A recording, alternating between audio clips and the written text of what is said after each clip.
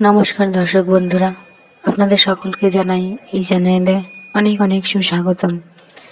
আজকে আমাদের ভিডিওর উদ্দেশ্য হলো মাঘ পূর্ণিমা 2025 কবে পড়েছে, কত তারিখে পালন হবে, রইল কিছু জ্যোতিষ মত, কতটা গুরুত্বপূর্ণ এটা সেটাই জেনে নেব এই ভিডিওটির মাধ্যমে। ফেব্রুয়ারি মাসেই মাঘ পূর্ণিমা পালন করা হবে 2025-এ। হিন্দু শাস্ত্রে মাঘ পূর্ণিমা তিথির কিন্তু আলাদা মাহাত্ম্য রয়েছে। এমন এক তিথিতে বহু শুভ কাজ কিন্তু করা যেতে পারে। এই পূর্ণিমা তিথিতে বিশেষ ব্রহ্ম মুহূর্তে শ্রী হরি বিষ্ণুর নাম জপ করতে করতেই গঙ্গা স্নান করা যায়। আর স্নানের পর দান এই পূর্ণিমা তিথির জন্য অত্যন্ত শুভ কাজ বলে মনে করা হয়। মহাকুম্ভের সময় মাঘ পূর্ণিমা পড়ে থাকে, 2025 সালেও তাই হয়েছে।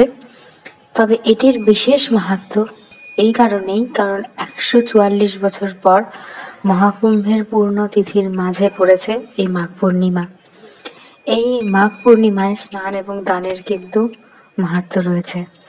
অনেকেই এই বিশেষ পূর্ণিমায় শুভ কাজ করে থাকেন। অনেকেই বাড়িতে এই সময় সত্যনারায়ণের পূজা করেন। মহাকুম্ভের পূর্ণ স্নানের অন্যতম এই দিন মাঘ পূর্ণিমায় তিথি, সেই দিক থেকে কিন্তু খুবই গুরুত্বপূর্ণ। দেখা যাক 2025 সালে সেটার সঠিক নির্ঘণ্ট কোনটা। 2025 সালে মাঘ পূর্ণিমা তিথি 11ই ফেব্রুয়ারি কিন্তু শুরু হয়ে যাচ্ছে। তবে শাস্ত্রের মধ্যে বলা হয়েছে উদয়া তিথি অনুযায়ী মাঘ পূর্ণিমা 12ই ফেব্রুয়ারি পালন করা উচিত।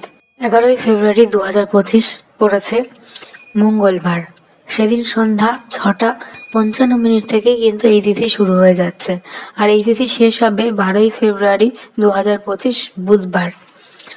সেই দিন সন্ধ্যা 7:22 এই তিথি শেষ হবে। উদয়া তিথি অনুযায়ী 12ই ফেব্রুয়ারি মাঘ পূর্ণিমা পালন করা উচিত। এবার চলুন জেনে নেওয়া যাক স্নানের ঠিক সময়টা এবং তার কেন করবেন সেই মাহাত্ম্যটা। এবছর মহাকুম্ভে চতুর্থ অমৃত স্নানও হতে চলেছে মাঘ পূর্ণিমার এই দিনটিতেই।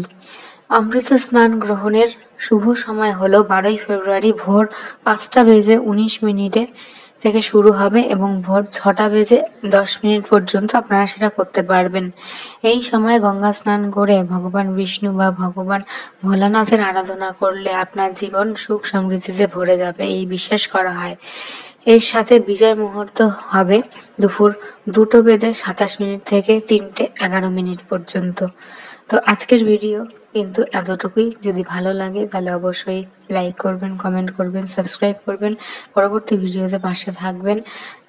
পরবর্তীতে আপনারা কী সংক্রান্ত ভিডিও চান সেই সংক্রান্ত ভিডিও নিশ্চয়ই নিয়ে আসবো, জানাবেন কমেন্ট সেকশনে। এরপরে মাঘ পূর্ণিমার দিন আপনার কি কি কাজ অবশ্যই করবেন না সেই সংক্রান্ত একটি ভিডিও আপনাদের কাছে অবশ্যই তুলে ধরার চেষ্টা করব।